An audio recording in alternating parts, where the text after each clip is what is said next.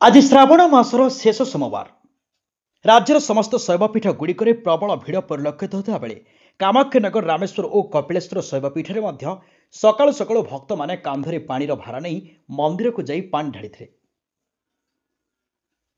राति सारा भक्त माने पाख नदी पानी उठाई चली चली आसी मंदिर में पहुंचवा परे मंदिर नीतिकांति सरिबा परे पानी ढाळिबा आरंभ होइतला। विश्वास रही श्रावण मासरे निरामिष भोजन करी निष्ठा रहिबा सह शिवं को पानी लागी करिले कोटि पुण्य मिलिबा सह मनस्कामना पूर्ण होइथाय।